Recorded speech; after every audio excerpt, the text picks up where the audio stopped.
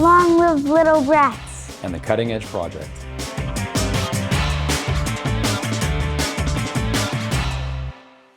Physicians who consistently make significant changes that redefine how patient care is delivered are known as disruptors. At the Children's, Dr. Mirko Gilardino, Chief of Plastic Surgery and Director of the Craniofacial Surgery Unit, is certainly one of those people.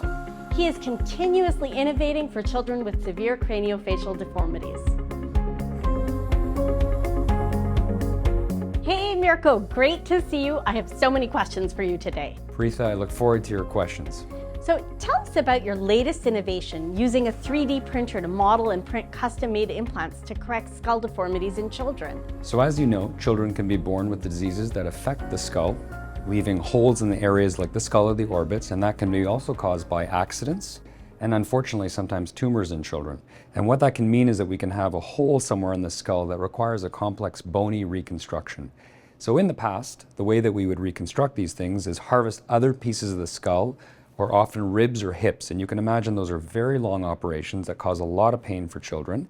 And then we have to struggle with those bones and pieces in the OR, trying to make something that is quite complicated and delicate. So what we've done in the last few years is develop some technology along with other companies that allows us to create custom-made implants. So instead of spending hours and hours in the operating room, we do that on a computer and then simply take the implant and go to the OR and pop it into place. This is absolutely incredible. Really, it sounds very Grey's Anatomy. So what are these implants made of? And how do you design and print these custom-made implants for each patient? So the implants can be made of basically two materials, either a metal or some sort of plastic. We tend to prefer plastic because it's very strong and very light. So this is an example actually of a 3D model, but this was created from the CT scan of the actual patient.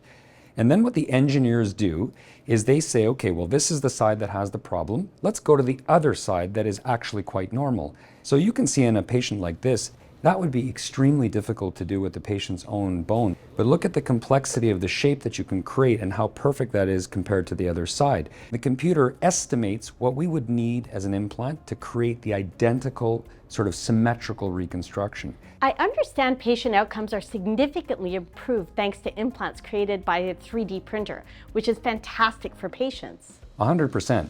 Because if we can spend a lot less time in the operating room, recovery is faster for the patients. Don't forget, I don't have to take their ribs, I don't have to take their hip bones, right? On top of that, there's less transfusions, the kids go home faster, and then let's talk about efficiency for the hospital and resources. If I'm not spending 7 hours in the operating room, but 2.5 hours in the operating room, we can offer more surgery to more children here at the Children's Hospital. Now tell me about another of your new techniques using a layer of the patient's own fat to help in these reconstructions. So we have lots of good stuff in our own body, and one of those things that we all have plenty of is fat. And so what we do is like a mini liposuction, and then with a very fine needle, we inject it over the area where we want to get the reconstruction. So imagine that you've done a reconstruction with this very solid implant, but you still have a little bit of what we call a contour deformity, some irregularity. So by doing the two together, you get the best of both worlds. You get a very good structural reconstruction, but you also get this very natural layer of soft tissue over top. And so that's using fat grafting to get the best result for these kids. Absolutely unbelievable. I didn't know you did all these things, Mirko. You're cooler than I thought. I don't know what to say to that, but that's amazing.